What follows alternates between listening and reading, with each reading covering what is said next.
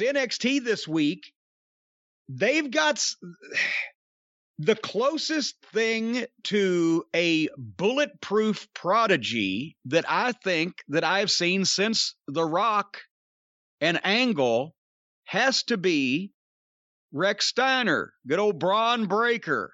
I'll use that once just so everybody knows who I'm talking about in case they're lagging behind, and then we're going to call him Steiner. I'm amazed. He had a match on the show this past Tuesday night against Johnny Sameface. Good old Johnny Gargano. And I actually found some shit to like about Gargano. But Steiner is amazing me. And also on this show, it stands out because they've got, well, let's talk about a couple of things that went on. I didn't watch the whole program. I was skipping through to see my boy Steiner, but I stopped in a couple places. Poor Harlem Bravado, one of the Bravado brothers from the Ring of Honor from 10, 15 years ago, and then they worked on our ring crew when Sinclair bought the company. He's now Andre Chase, as we've mentioned, right? And he runs on Chase University, where he teaches people how to be wrestling stars or whatever the fuck the deal is. He's wrestling in a red college letterman's sweater and black slacks and a fucking haircut that makes him look like a dweeb. And I just wrote, why does anybody, and I'm not knocking the human being here. I like the guy. He worked for it. But why does anybody anywhere think that Andre Chase, this gimmick, would make sense or be in any way good? And it just, especially in today's environment, people talk about me being behind the times. This shit is cornier than Dean Douglas was in 1995. It makes the Mean Street Posse look like the Road Warriors. It just there's no human being on the earth like this, right?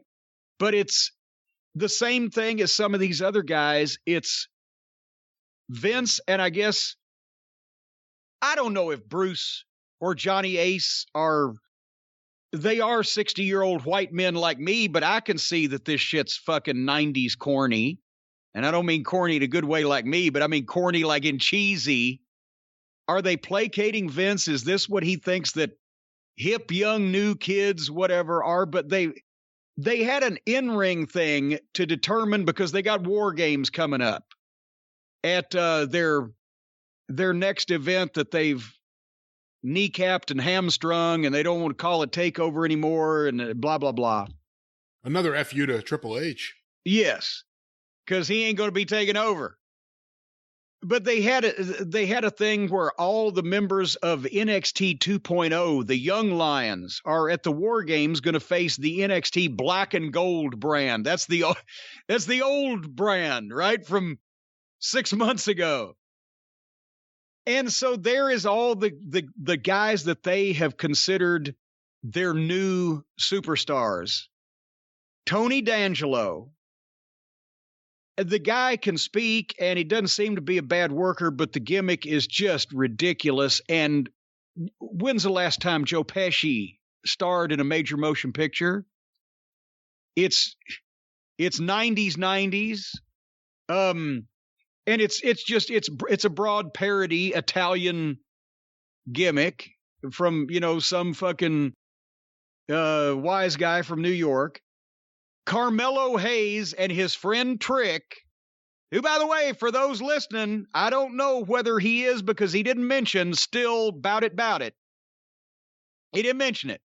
But the last time we saw Trick, he was bout it. And they give Carmelo Hayes some stuff to say, and I guess he's the young African-American fellow in this green swamp of soup. Grayson Waller, who has a mild accent of somewhere in either Australia or the UK, a very mild one, but it's there. And otherwise, he's got a fucking haircut that makes him look like a goddamn accountant, a virgin accountant at that. An accountant who has never been deflowered. He looks like he's 12 years old and a nerd. And then there's Braun Breaker. And he's fucking jacked, and he looks like a Steiner, and he's a goddamn meathead filled with personality, and he's an athletic beast. So he stands out like a diamond in a cow pie. And they were going to determine from this group who was going to face good old Johnny Sameface on this program for the advantage in the War Games. They don't flip a coin anymore. They have a ladder match. Ladder match determines the advantage. You imagine trying to sell that one to Dusty. Yeah, Dusty, let's have a ladder match on free TV to determine who gets the advantage at the War Games and the big. All right. Anyway, so they actually, and they had the lady ring announcer that they used there. I forget what her name is, but they had her in the ring. She's good. She's good, but they actually had her. Now she's a game show host. She's Vanna White, because they had her say, and the winner is, and then they played the fucking tension-filled drum roll music and panned the. This is a Kevin Dunn production out the ass. It looks like a combination of a game show and reality television. And Braun Breaker's the winner. Well, imagine that. Surprise, surprise. He looks like he could whip all four of these guys with one hand tied behind his back. But then here comes Johnny Sameface. And I got to call him Gargano for this one, because he kind of got over with me. Because even though it is still ridiculous to think that this middle school-sized fucking bland little piece of white meat is a physical threat to Braun Breaker, is a little bit, Rex Steiner is a little bit far-fetched, but he did a good promo here. And, you know, a lot of these guys, if they had been given any direction, or if they were given direction or produced in any fashion, some of them can do straight shit. They're either told to do comedy, or that's their default mode, as they say these days, where they just naturally think, well, we've got to play like we're acting and be entertaining and funny and have a personality. Remember, this is the same guy that was trying to keep Dexter Lumis and Indy Hartwell from bumping uglies on the beach by putting a shark fin on and scuba diving next to him, pretending to be a shark. I had forgotten about that, actually. Yeah, well, I ain't. And now he's coming out and he's talking like he's going to fucking try to kick Braun Breaker's ass. See, that's when these things come back to haunt you. But he did have a good line. He called him the big bad booty nephew. So anyway, that was, they set that up, and the ladder match going to be later on. So I'm zipping through, trying to find the ladder match, and I see what looks like, I think it's a commercial like for Sonic right at first, because it's two guys in a car. Then I notice they're in the dark. It's after dark. I'm thinking usually the Sonic commercials take place in daylight, so you can see that they're sitting at Sonic and they're ordering from the sign and everything. Right? Well, you know, of course, yeah. You want to see the restaurant they're actually eating at. Yeah, you don't want to just see two guys in a dark car eating a fucking burger. They may be on a fucking stakeout or doing a drug deal. But this was in the dark, and I saw the WWE logo, or as it's called in the business, the bug, in the corner of the screen. If you ever hear anybody from the TV truck say, put up the bug, that's the logo in the corner of the screen. So I stop and I said, what the fuck is these two guys? I think I've seen them on NXT before, two of their new hirees, but these two idiots are in this car and they're having an argument with, and I'm talking about, it's a two-way conversation with their GPS in the car. GPS is fucking being nasty to them back. And they're mugging and reacting to this, and then they get to wherever they're supposed to be going. They're supposed to have gone to see a shaman or something, and I don't know where this was shot, but it was almost like one of those, the videos that they ripped off of the Fabulous Ones that Randy West did in Memphis, but Joel Watts did them in Mid-South with the Fantastics, and he didn't light it right, and it looked like they were just standing in a fucking black hole. And then suddenly they just, there's a door there, and they open a door, and they're getting blinded by a bright light. And apparently then this is to be continued. But this was some cable access level acting. So that was on the program. Then we get to the ladder match. And I got to be honest again. There was a positive to Mr. Gargano. He is the perfect size for Steiner's power moves to look even better.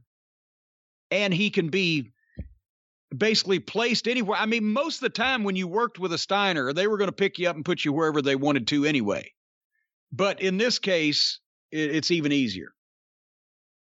Rex Steiner does not show any greenness at all in a lot of the usual places. I'm not saying that he's not green at all and that, his psychology is polished like he just worked 5 years under Eddie Graham and that everything's just rosy. But there's a lot of places that guys will show greenness or tentativeness in the way that they step or move in the ring or whatever. But because of the natural style that he has, which is very reminiscent of his father's, it hides a lot of that because he's doing shit that he just moves and does things that are different from what a lot of guys do to begin with. And at what he does, this is like his 5th or 6th match in front of people. And it was a good match. And I know a lot of people, wow, Gargano's an experienced vet. Yes, they put him in with Johnny Gargano because he does have experience and he is a better guy to lead something like that. But how many guys have you seen in ladder matches that sucked and they'd been in the business for a couple of years? He's got so much natural pro wrestling personality and he gets selling shit. And to Gargano's credit, he made this plausible. I think when Gargano's with somebody that can do all the same shit that he can, he just goes insane and it's just a complete mess because they're trying to do everything in the world. His job here, and he did it properly and well, was to lead Steiner through a ladder match without Steiner exposing himself. And he wasn't trying to get his opponent to do every goddamn move in the world, just do the shit that he does well. And Steiner, again, the natural bumps. At one point, Gargano, I think it was either a body block dive or a slide kick or whatever. Steiner flies over the announce desk, but he did it ass over tea kettle like he was out of control, just like Rick used to do, which he looked like and he may have been out of control, but he was so fucking impervious and vulnerable, at least at that time, that he didn't hurt himself.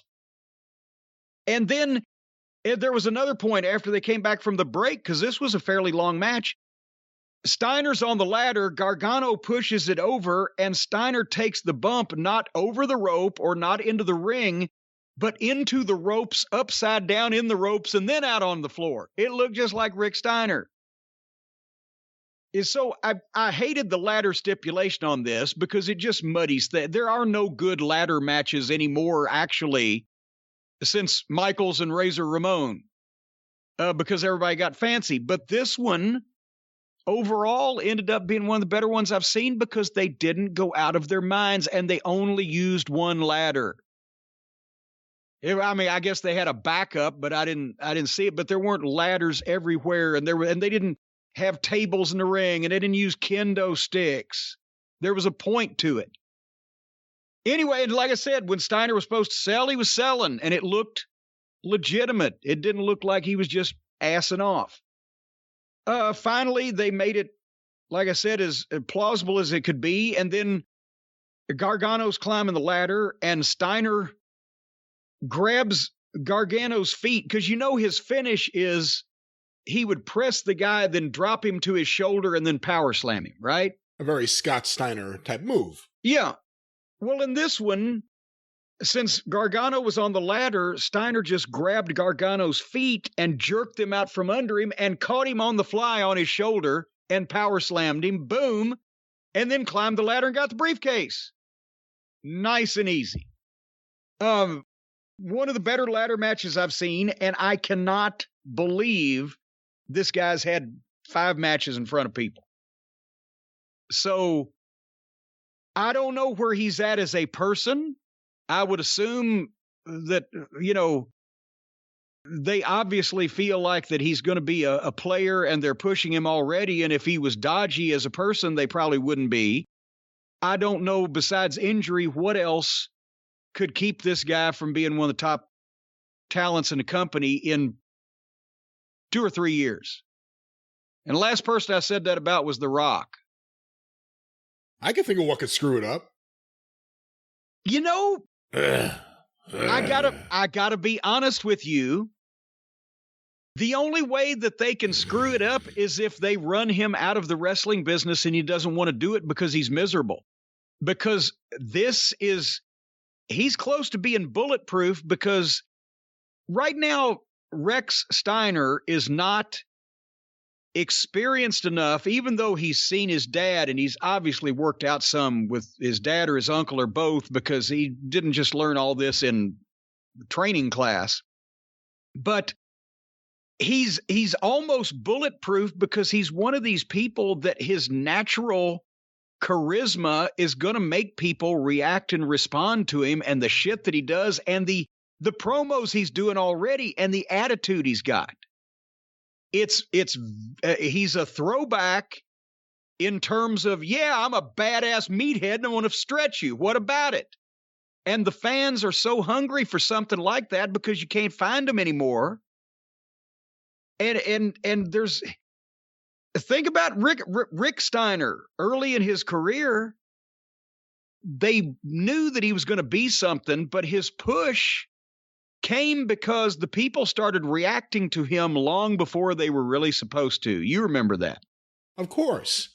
For the spot he was in, for the way he was used, the response was 2 or 3 times what it should have been. And that's what they said, well, let's just speed this up. And then Vince is going to see him and sit down with him and say, oh, WWE has never had a podiatrist. And then next thing you know, that's a stupid fucking gimmick for the rest of his life. But no, hey, if they do that, Tony Atlas would hit the fucking ring on him. If they have a podiatrist gimmick in the WWF and they don't call Tony Atlas first. Oh, okay. I was wondering. He would be pissed the fuck off. Okay, see, I didn't know if you meant that Tony Atlas in real life would be pissed off about losing that gimmick, or in kayfabe, Tony Atlas would be feuding with the podiatrist because of his fetish, but I'm not sure exactly if they're natural enemies. I'm trying to think of that now. Would a man with a foot fetish see the podiatrist as his natural enemy? I don't know. Only in the wild, not in captivity. Anything could happen in WWE. They can coexist side by side in captivity. And as a matter of fact, maybe you could have a 2-for-1 deal. You could have, we'll go ahead and have Tony give you a foot massage, and if he gets a little too frisky, we'll have you checked out next door at the podiatrist, make sure he didn't break anything. My point is, anything could happen to WWE. They could screw up anybody. You could drop anything into their lap, and you never know. There are moments where organic things are allowed to happen, and we get a Rock and a Steve Austin. There are moments where guys that fans have quietly been getting behind for a while get a push, and it takes a little while, but finally it works, like a Bret Hart or Shawn Michaels even. Although it didn't really work as well as Shawn Michaels. People like to overlook that. Awful drawing champion. And then not as bad as Nash or Diesel. Then there are guys, they try to force feed people, and they try to force gimmicks on them, and they try to force them to speak in unnatural ways. We haven't, from what you tell us, we haven't had that so far with Braun Breaker or Rex Steiner, other than the stupid name. That's really the biggest problem. But Vince McMahon, this version of Vince McMahon especially, he screwed up the Road Warriors. He could screw up Braun Breaker, old man Vince. He could screw up anything. I have a lot of faith in Vince McMahon and his ability to fuck things up. Well, now while still making lots of money.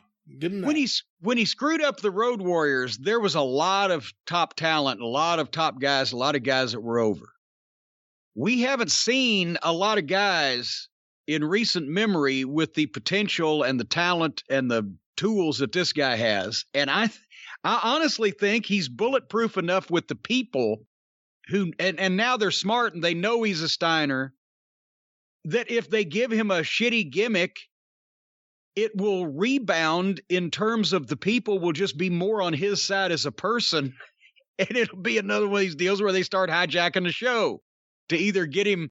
They'll put him in the Danielson spot where we want him in the main event instead of the other guy, or they'll give the exact opposite reaction to what the company wants them to just because they want to exert their displeasure. But this guy is going to be a star in the wrestling business if he wants to be, as long as he wants to be. Or they're going to bring him up, and it'll be some, even if it's not a podiatrist gimmick, if it's just, a hot dog makes him lose control, they'll bring him up, and he'll win the first week with some hot dog makes weird quirk. They'll give him something. Wait a minute. You mean he's going to have a lookalike cousin from England, and they're going to do split screen with him and playing both parts, where he's Rex or Braun, and then he's Lon.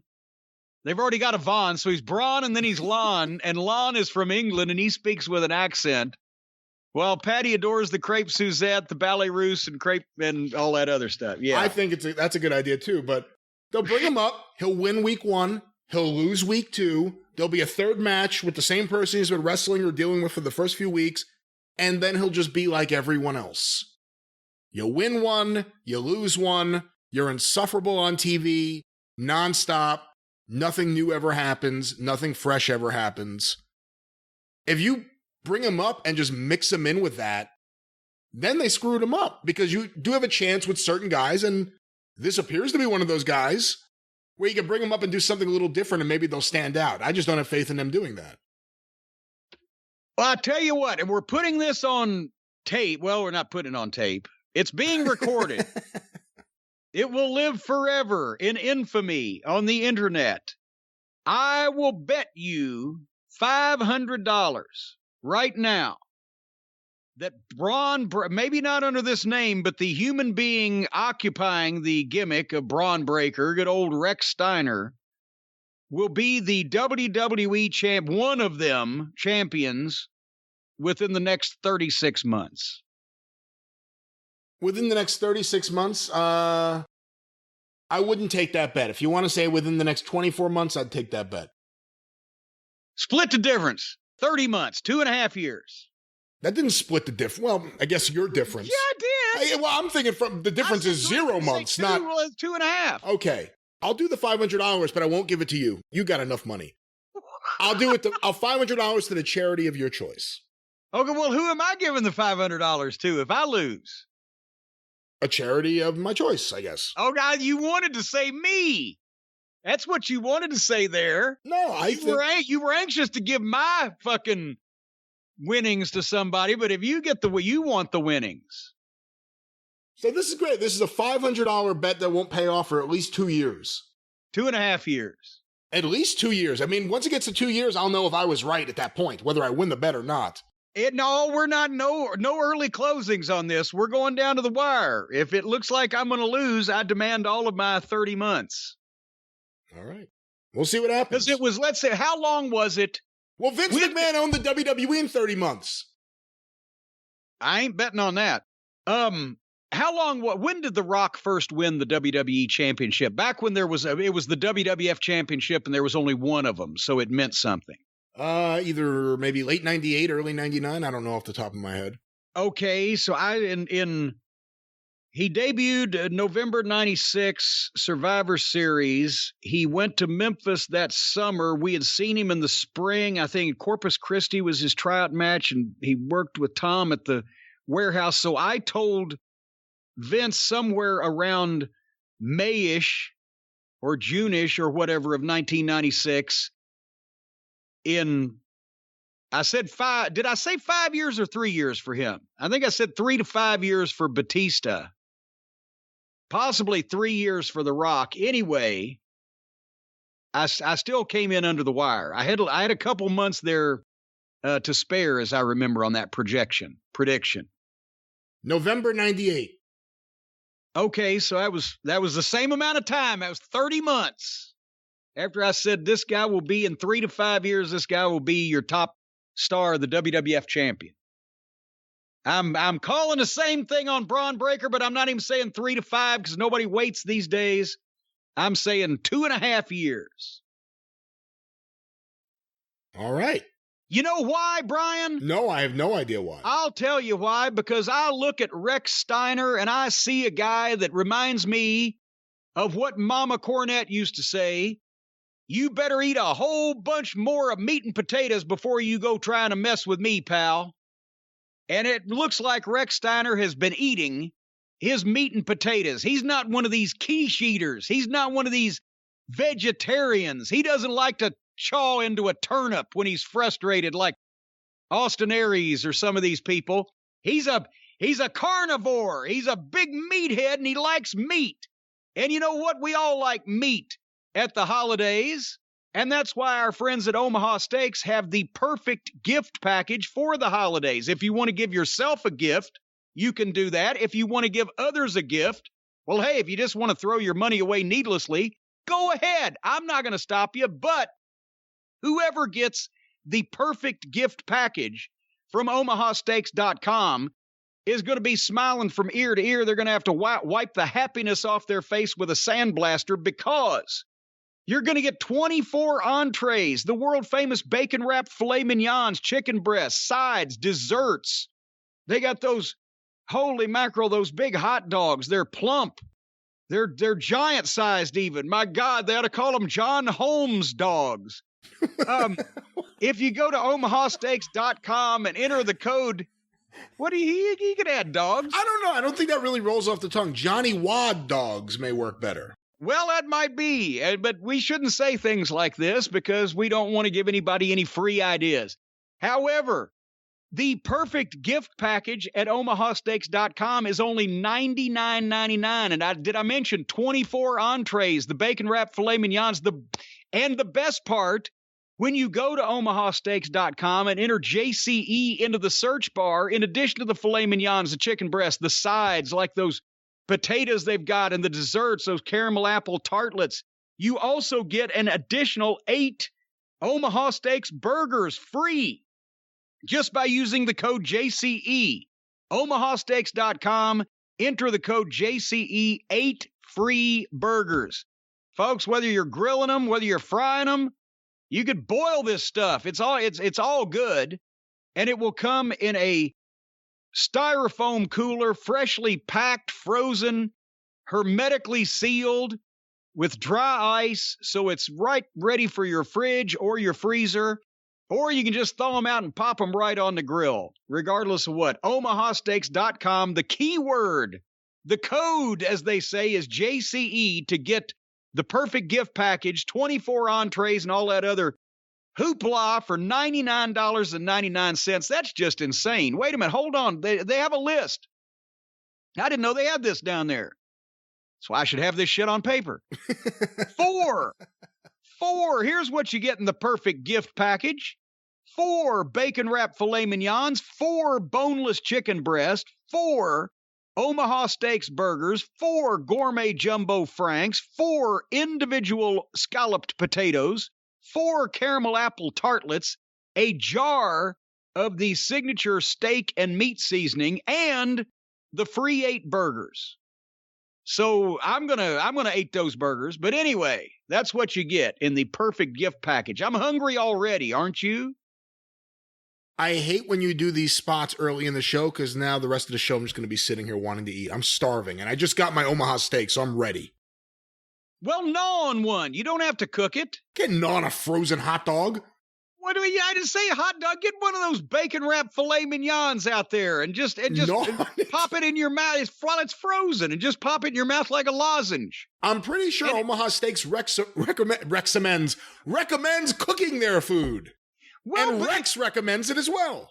If you just pop it in your mouth like a lozenge, when it starts melting and starts defrosting, then you'll start getting the bacon and the meat flavor appearing on your taste buds, and it'll start tantalizing them slowly. And you'll never really notice the botulism or the salmonella creeping into your system until it's too late. So, yes, we do recommend you cook the meat, folks. Yes, it's not Omaha sushi. It's Omaha Steaks.